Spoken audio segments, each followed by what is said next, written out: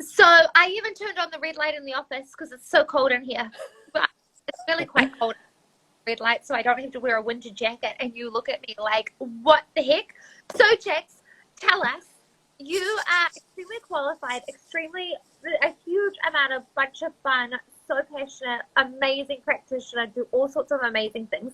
So tell us firstly, what are all your qualifications? Because we love a good bit of qualifications. Who are you? Wow, you like some letters. Awesome. Well, first of all, thank you for having me and all your beautiful people that have joined. Hello and thank you. So I'm Jackie Bowker. I'm the CEO of the Global Feel Better Institute, and we are on a mission to, much like you know, we're doing the same thing. We're trying to have an impact in turning people's health around. And to me, health is vitality, and vitality is being able to, you know, chase your kids around or like bounce out of bed or, you know, and really do those things that, you know, we couldn't do when we were so sick. So my company is on a mission to improve the health of 1 million women's lives and give them their life back, and, you know, help them understand that this time, I think, where exhaustion and being tired all the time has kind of has become like a household name. Like, how are you? I'm so tired. You know, there are 100,000 searches a month on why am I so tired? And, you know, what do you think of this concept of, I haven't answered your question about the letters after my name, but I'll get to that. What do you think of this concept of people being selfish if they're tired? Like, leaving yourself tired is like being a selfish person, because then, you know, not having that joy in your life means that people don't get to experience you, like the real you, like the you that you were supposed to be in this human existence. What do you think about that? I think it's flipping it on the head, because a lot of people think that giving out all their energy is not, like, that's being selfless, and you can be perceived as being, I guess, a better person, myself included. Like in my banking days, I thought putting my needs and what I needed first was being selfish.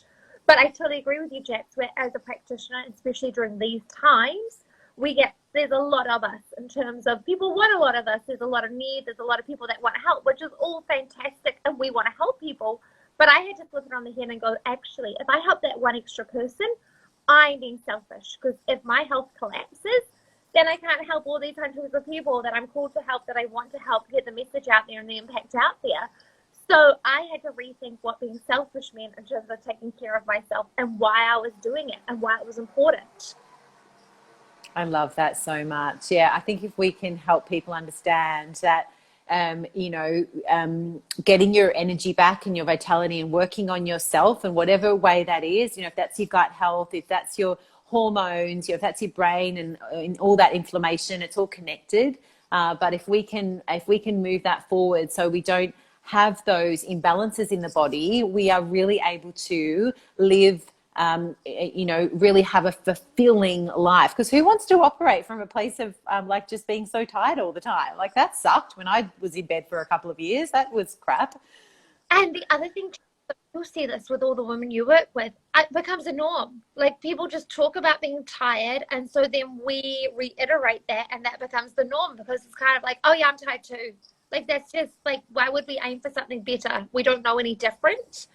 So that's just like, somehow it puts you on a position in society where maybe you rank above somebody else because you're more tired. Yes. Oh my gosh. Yes, totally. And you know, like 75% of people are now reporting that they've experienced burnout, enough for the World Health Organization to classify it as an occupational phenomenon. Like, now it's classified as something.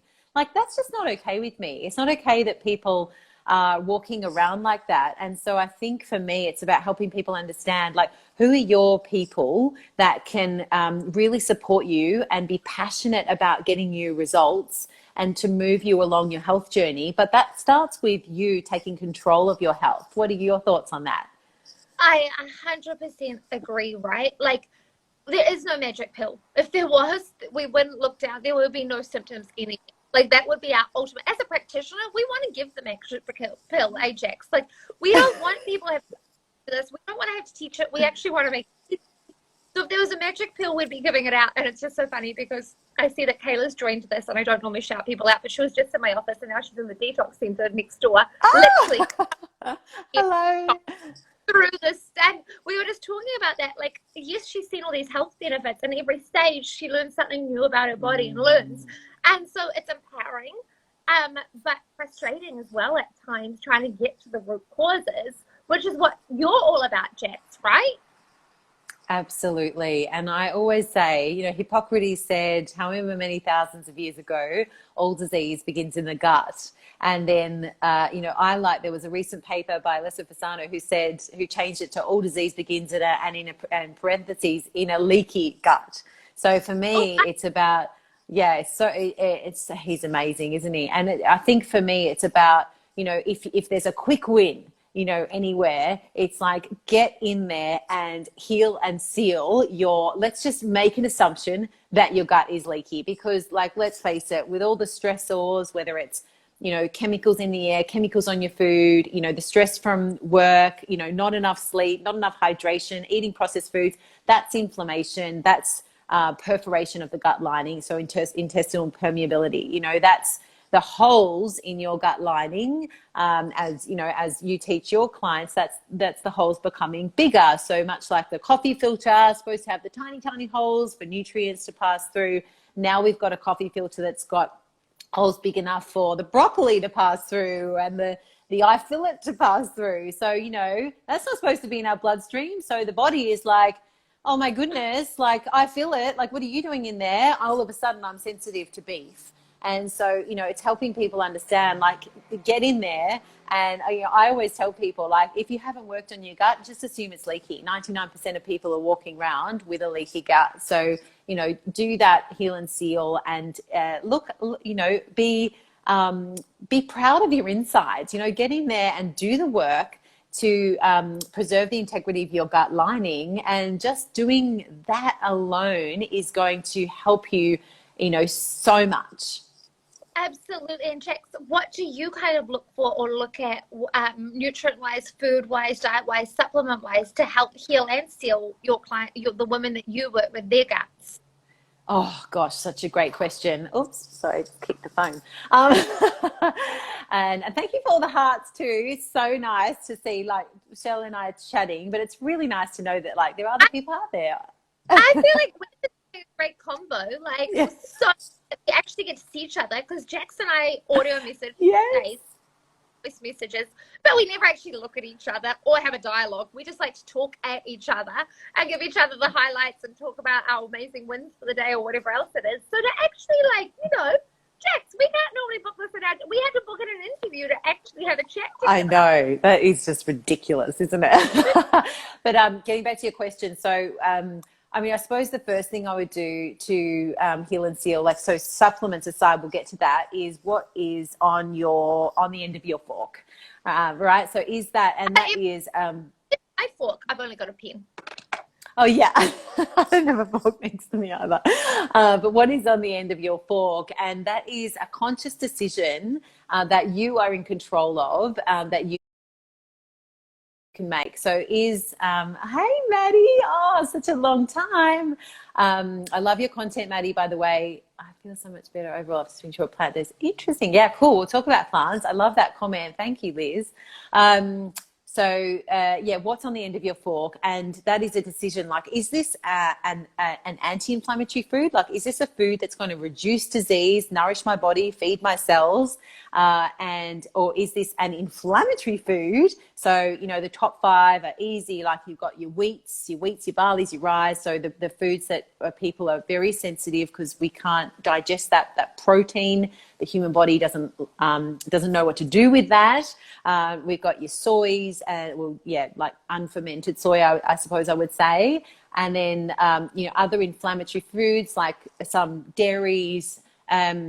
I often take out and histamine type foods like nightshades and legumes, and I take those out of the diet. So we move to an anti-inflammatory diet that just allows the system to have a break. So that alone taking out inflammatory foods, all the sugar, obviously, that's like a hand grenade to the gut, and taking those out, and then you can give your system a break, and then you can actually focus on doing a deeper dive in terms of doing that heal and seal. But I really feel like if people took out the inflammatory foods and then focused on, as Liz mentioned, like a lot of plant foods. We know now that what the latest research is showing is that the diversity of the gut flora, so which is your immune system, so all of those goodies, good bacteria in your gut that are there to defend you, they love a variety of plant-based foods and fermented foods. So the more color you can get, the pigment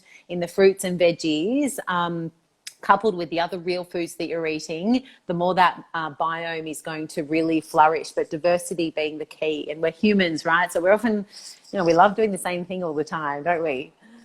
Well, and I can fall guilty of it. Like, I go into habits too where I'm like, this happens, or this, and you're just like, totally. Yeah, absolutely. We pick routine, we pick structure, we pick ease. Oh, absolutely. And, I suppose you crave that, don't you, as a human being? So, and also food is yummy. So you find a yummy food, so you just eat it all the time.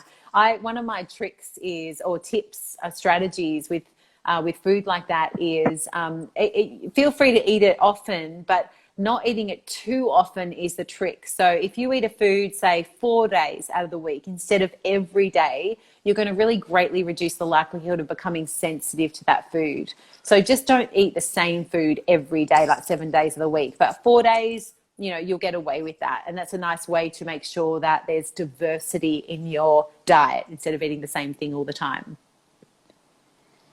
And what are your favorite, like, if you're going to pick foods for people to start adding in, obviously fermented, but is there a certain, like, we know that clients love instructions, so what sort of challenge could you give them, Jax, to start with? I like to keep it really simple. So, I think, and we teach the same, right? It's about, we were hunter-gatherers, one day. And so fast forward to today, and, what were hunter-gatherers doing? They were foraging for food, they were eating what could be picked, what could be grown, what could be killed if you choose to eat animal products. So I really get back to basics and just try and eat clean, unadulterated food. And that is going to put you in the best position. I don't count calories. I don't count macros. Those things are so flawed, like inherently flawed. So the body doesn't work like that. Like that, I always tell people, like, your liver like burns more calories in one night than you can burn in one day. So that's it's a scientific term, calorie, for energy, but it's completely flawed. So I try and move people away from that. And if you just eat whole foods, so focus your diet as much as possible on your fruits and veggies, your clean animal protein if you choose to eat it, lots of healthy fats in your nuts, your olives, your seeds, and what am I missing? I feel like I'm missing a big food group here. Protein, veggies, and really keep your carbohydrates. If we're going to talk about a macro, keep those to your fruits and veggies. Absolutely. If you stick to that, you can't go wrong. You're not going to have issues with inflammation in the body, and inflammation is the leading cause of disease, of the body saying, hey, there's something, like, I'm not happy about this.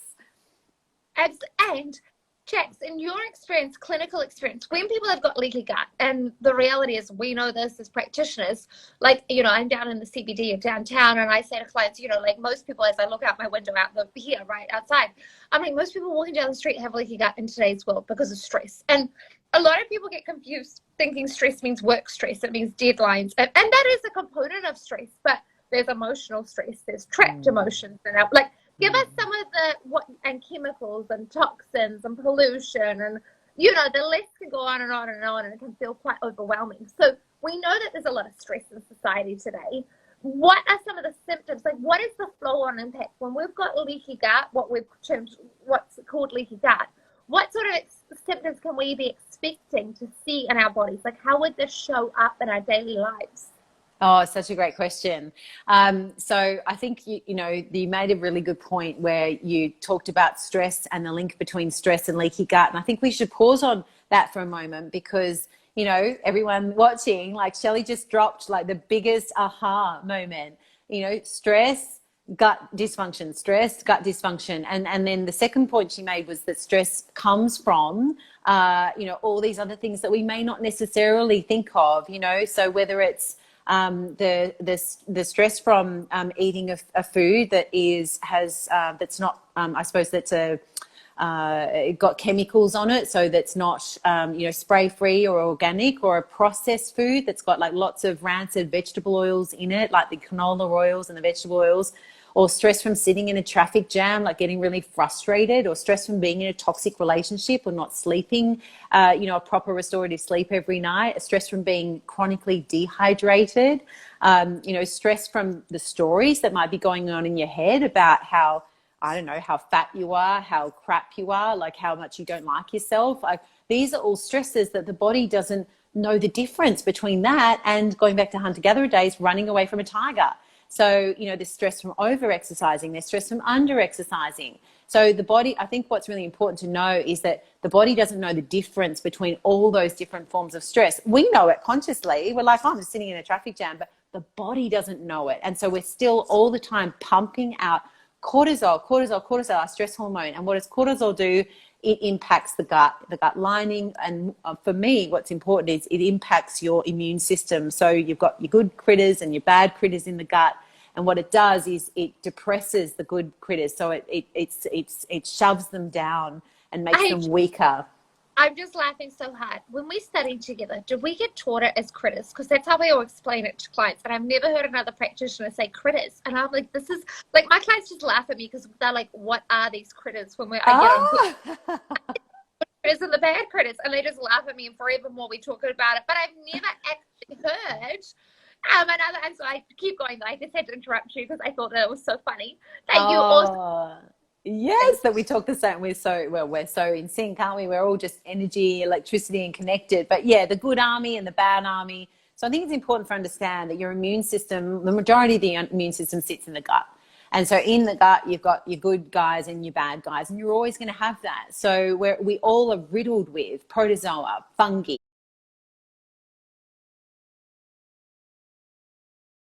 candida, parasites, like not just baddies, but goodies as well. And they're all there for a reason. Just like if you pick up a hunk of really healthy soil, it's a community. We've got that community inside us. So I remember, you know, Tom O'Brien, him telling me this story. Was it him? No, I think it was Natasha Campbell McBride. Like, she tells this amazing story. And when I heard it, it blew me away. She's like, you know, there's the person that every day they drink a Coke. And there's bacteria in your gut, and there's a bacteria that tells a fungi, and that fungi is there to go and like clear that the damage from the Coke out of the system. And so every day the head boss, the bacteria, says to the fungi that's responsible for that, go to that person drank a Coke again, go to the Coke and like clear out the toxins, and it does it again and again. And the person keeps drinking the Coke, and eventually the fungi, the bacteria, says, go and build a moat around the Coke. And it goes and builds a moat around the Coke, and the moat is a tumor. And I think it's a fascinating way to think about it. Thank you for the hearts. Is that for my Coke story? But, you know, it's really, really important that we think that we think about it in this way. And I love that analogy of her Coke story, which I attribute to Dr. Natasha Campbell McBride, because she's just reversing autism all over the world, because she was a Western trained medicine doctor, moved to alternate because her son was autistic, and she knew there was a better way. She knew she had to heal his gut, and by healing his gut, she healed his brain. And so, you know, that, I just think that's so powerful. I absolutely agree with you, Jax. But what is the number one? What are you working with your clients where you're like, healing the gut was a game changer for this symptom? Oh yeah, I never answered your question about symptoms. For this symptom, I suppose for the I suppose you've got people that have gut issues, and I always tell them they're lucky. Like, if you've got diarrhea and gas and bloating, like, that is awesome, right? Because they're just beautiful messages. So don't ever complain about them. Like, thank them. Yay! Oh my gosh, body, you are so cool. I really appreciate you. And I wish that I had that in my banking days. Like, if I had some gut symptoms, I could have been, Yes. I was one of those silent ones. Like, my stools were perfect in inverted commas, but I went and they were well-formed sausages. I didn't really look at anything else, but I went every single day and I didn't get bloated. Like I wish that I had those symptoms earlier because they're like the whistleblowers. Absolutely, absolutely. And it's so easy. It's like if you eat it and your body reacts to it, don't eat it. Like so you don't need a practitioner actually to tell you that. Like that's you need to take responsibility and be empowered. We live in a society where we're so disempowered. So you have total permission to understand your body. It is your responsibility to control your own health. And that doesn't mean not working with practitioners. Absolutely not. I recommend you find the best functional, like you, Shelley. So if you're in Wellington or anywhere else in the world, and you want an amazing functional medicine practitioner, put Shelley in your team because you need people that understand how to look at things holistically, and then understand how to get you from A to B. And so, you put your team of practitioners around you. But the easiest thing in the world is if you've got a gut digestive symptom, that's a beautiful message that you need to go and do something about your gut. And then whatever, you decide to do, you can sort of work through that pathway. It's the silent symptoms or the ones that you don't connect to a leaky gut that I think are most, like all the work Dr. Rowe is doing with, with the mental health and the anxiety in the kids and the status of our mental health globally at the moment is just heartbreaking, all this overwhelm. So what I love when I work with my mamas and we heal a leaky gut is their anxiety reduces. And all of a sudden their irritability goes away and they're not moody anymore. Now, that's not to say we don't need to do some hormonal work as well, because it's always more than just the gut.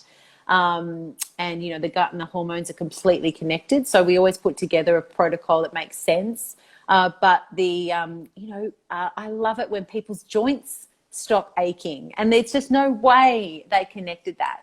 And then obviously one of the most beautiful things for people, I think, is dropping all of that fluid and inflammation, and when the weight just drips off. Like, I help people get into this mindset of the weight is just falling off me. I'll never forget, one of my favorite client experiences was a girl, and she did my program, and 2 weeks in, or it was just the fastest, she dropped like 5 kilos in 2 weeks. And she was like, but she reeked of this belief. Like, she said to me when I showed her what we were going to do, she said, thank you, Jane. When I explained to her the anti-inflammatory plan and the healing the gut and what we were going to do to just rebalance her adrenals, she was like, if I follow this, I'm going to drop 5 kilos in 2 weeks. Like, it is going to fall off me. And she reeked of that belief. Like, it was so beautiful. And I was like, this is awesome. Like, I don't have to even do any mindset work on you because you already know what's going to happen. And exactly that happened. She was like, it just fell off me. And so for me, it's helping people really get into that space where you're coming in knowing where you want to get to and getting that belief, because we tell ourselves these stories, right? And like, it's like, oh, it's not working for me. That's not going to work for me. That's never worked. I just have to smell that and I put on weight. It's like, you are not going to heal if you're in that mindset, and it's up to you to change that. So if you're coming into a practitioner and you're skeptical or you don't think it's going to work for you, you need to work on that first and then go into that, because your practitioner wants to get you results so badly, but we can't make it want it more than you. And Jax, you've touched on two things that I'd really love to come back to people. How do you see that hormones and the gut are connected, or what is their role together? How are they working together or against each other, or what do you see? Oh my gosh, I love this question. So completely interconnected. So, I think about them as opposite ends of the same stick. I just love all these hearts. So good. Thank you for all the beautiful comments too.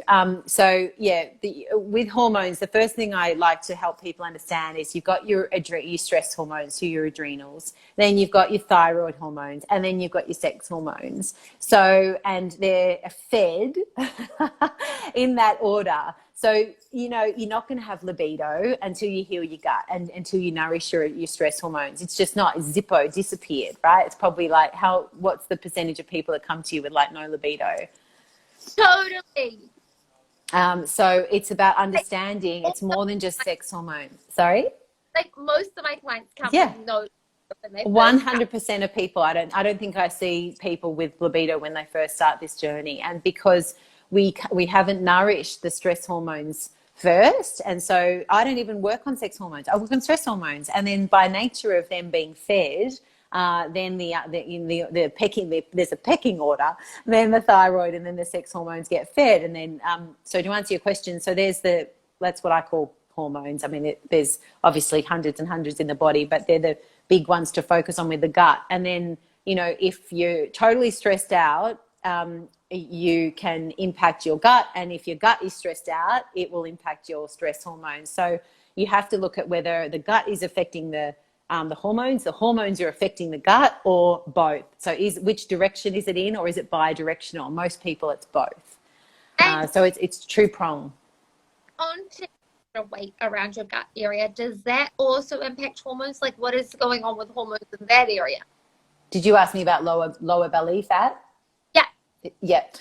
So I didn't hear the question. You know, there's two types of belly fat: wheat belly.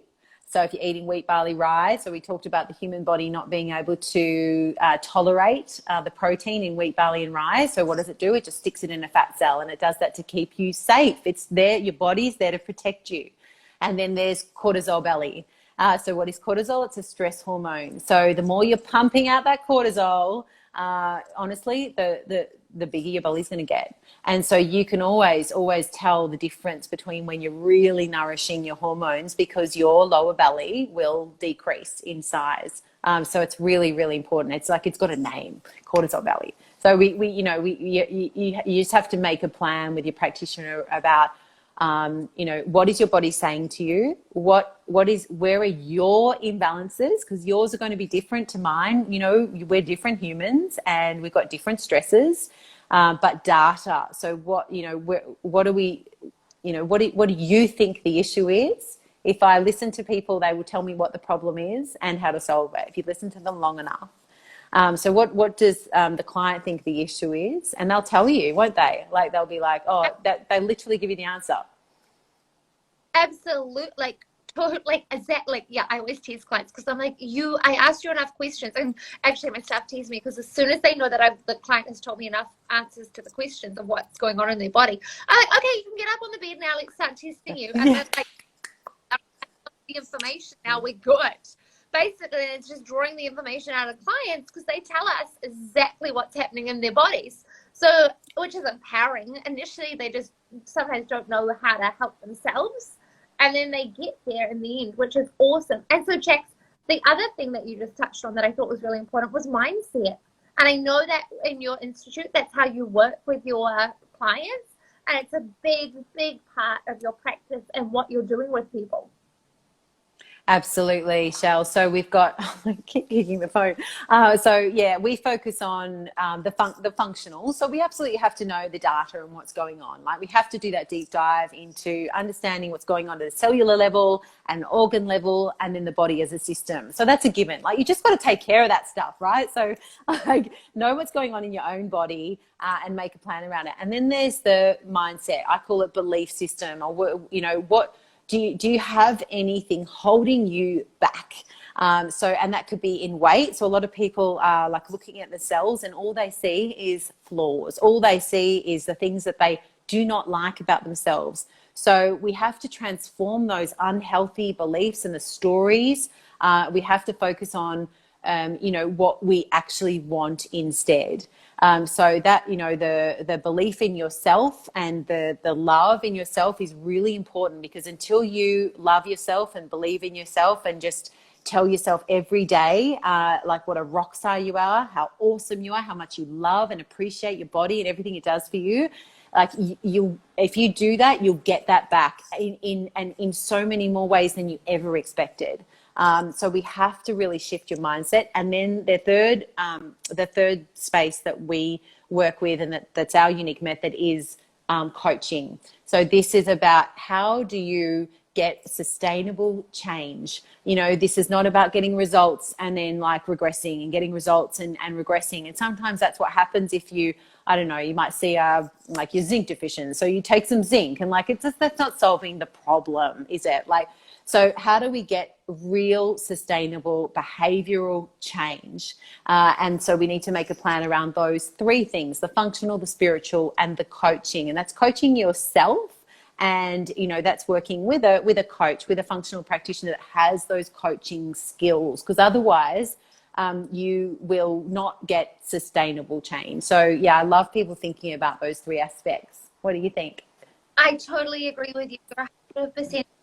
And like you say, belief is everything. Like if you don't believe you're going to get better, it doesn't matter. You could see the best practitioner in the world, you could pay the most amount of dollars or whatever. If you don't believe you're going to lose weight, you'll keep creating that reality. You'll keep putting on weight, or you'll maintain your weight. Like, I know for me, I haven't always been nice to myself in terms of, I used to think I used the analogy of kind of like a racehorse, and I just whipped myself. And I thought in my banking days that was going to give me the best results, like I was going to achieve and I was going to do better and drive harder. So for me, and I don't know about you, but I've really had to work on how, and I still slip up or trip myself up from time to time where I'll fall back into that old habit occasionally of just saying, and I'll catch myself and I'll be like, is that really how you want to talk to your body? Is that really what you mean to say? Because you're looking after you, and like you say, it's always protecting us, always on alert, it's always trying to look like the best by us. Absolutely. And I think you've got to be really so careful with the language that you use to yourself. And I always talk about your body is like a 5-year-old child. So, if I've got a 7-year-old daughter, and, when if she's running a race and she comes fourth, like, what's my response going to be? Like, am I going to be like, oh, honey, like, it would have been really good if you won that race. Like, you were a bit like unco and coordinated. You didn't get a great start. In fact, you really didn't do very well. Like, would you ever say that to a 7-year-old? Like, no, you wouldn't. You're like, you are amazing. And, because often they're upset that they haven't won the race, or that they didn't do the best, or they could have done better. And you're like, oh my gosh, you were so, so amazing. Like, everything you did was perfect. You are perfect exactly as you are. And, it's all these words of encouragement and support. But is this ever unless you've really worked on yourself, like, this is not the norm. Like, this is not the chatter that we've been trained. Like, why aren't we teaching this in school? Like, this is the way my kids at home. It's so funny. It's like anything, or my clients, anything that comes out of their mouth, I'm like, we don't talk like that. I'm sorry, you're not allowed to say that. Can you rephrase that, please? I'm so tough. And, my teachers were, and me too, like, you be careful with the language you use. Be careful about what's saying, I can't, I don't want, and the negatives that you are bringing into your life. So before we leave, tell us, what is something that you work with in your institute? Like, is there a saying or a belief that you love getting your clients to say every single day just to begin? Or is there something that you get people saying quite often that we can start doing for ourselves? Oh, what a great question. So one thing that someone taught me this week that I absolutely love, and that I've started myself, and that's another good point, right, about this betterment. The reason the company is called the Global Feel Better Institute is a concept of betterment. So it's not like I come to Shelley, I heal my gut, and 3 months later, like, see you later, I'm all good now. It's like, our job is to empower you to want to feel better, to be addicted to evolving and expanding and feeling better, and better and better and better and better. So 10 years on, like 10 years ago, I couldn't get out of bed for the best part of a couple of years, and then now I'm in better health than I was like 20 years ago, and I can't wait to feel even better. So one thing that's really nice, because we're all human, right? Like, we're not. I'm not sitting here like totally immune to looking at myself and catching a thought that comes in that might not be so nice. Like, don't think that at all. Like, we're not like that. So practitioners are still human. So one really good tip that I can share with you is, I love you even if you that say, like, so the person I was talking to, he'd lost like a stack of weight. He'd lost like 150 pounds. And so, you know, whenever he got into that old story, like, oh, is it all going to come back again? Like, I've gained 2 pounds. Like, I love you, even if you put all that weight on again. Like, I love you. My son at the moment, oh, he'd probably die if he heard me telling you this, but he's 10 years old. His foot is half a size bigger than all the other 10-year-olds. And it's traumatizing for him. And so, you know, I'm like, oh, no, I love your feet. And he's like, I hate my feet. And I'm like, I love you even if your feet were same size as mummy's, you know, at 10 years old. And he's like, why? I'm like, oh my gosh, this is awful. I'm like, come on, honey, you can do this. Like, I love you even if. And so he's really working on it. He's like, I love you, Toe. I love how big you are, Toe. I still love you, Toe. But, you know, this is what, like, we come into this world with these unhealthy beliefs and these healthy beliefs. So, you know, the stories we tell ourselves. I love to, so that even if, and the second one is I love looking at your screen, because it allows you to take a step back and separate like the story. And so what story are you telling yourself? And so that's another way to just be really objective about the data. It's so true, Jackson. I'm even writing these notes so that Yay! What's your I love you even if? That's what I've got here. Oh, what is it going to be? Oh, that's a good one. Oh, well, you know what? I was looking at my hair and I was like, man, it's a bit oily. Like, I really need to. And I love me even if I've got oily hair and I haven't washed it yet. Yes. And isn't that funny that you brought it? I love that, by the way. Isn't that funny? Thank you for being so vulnerable. But isn't that funny? Like, you're the only person in the world that like knows you've got oily hair today, right? Like, no, because we're all so focused on ourselves. Let's be real about it. Like, you know, you're looking at you and I'm looking at me, and like, I'm trying to look at you, but all I can do is look at me and the comments. And so, you know, when I think what's important, someone taught me this, like 30 years ago now, because I was in a restaurant. One of my uni jobs was in a restaurant, and I'd never opened a bottle of wine before. And I was really nervous at the table opening this bottle of wine. And I was like, everybody's going to be looking at you. And the manager was like, can I just give you a tip? Like, no one's looking at you opening the bottle of wine. Like, they don't care about you, Jackie. And I was like, you are so right. And I thank Nicole for telling me that, because, you know, as soon as she said that, all the pressure was taken away. I knew no one was looking at me except for me. And I was much more relaxed to open up that bottle of wine. So the point is, you know, you're your own world's worst critic. Like, everybody else loves you. So love yourself as much as everybody else does. Jax, you know what? I think that is the most beautiful way, for us, because we're a bit later, obviously, in New Zealand, to finish our Fridays and to go into the weekends with. Like, how beautiful is that?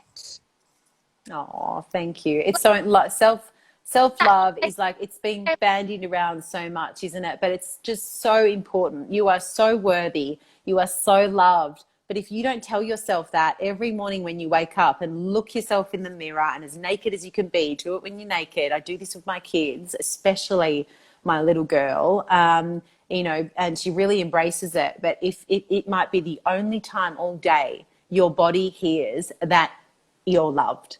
And Louise Hay taught me that. And just, that's a beautiful way to finish off, I think. Okay, well, on that note, we're finishing, and we're encouraging everyone tomorrow morning to look at the mirror and tell your body that it's loved nakedly, because that might be the only time your body hears that it's loved. So good. I say from the bottom of my heart, Jax, I truly love you, and you're such a beautiful friend. Oh, I love you too. I have with you. I feel so grateful. So I'm so happy that you shared your love with all of us, and for the amazing work that you're doing with your like just the love that you're bringing to this world, the women's lives that you're healing. So thank you for just shining some of your love and joy with us today. We are very lucky. And I'll interview you, and I'm sure everyone will want it anytime. So you just yell out. I know you're very busy. You've got all your clients in your practice.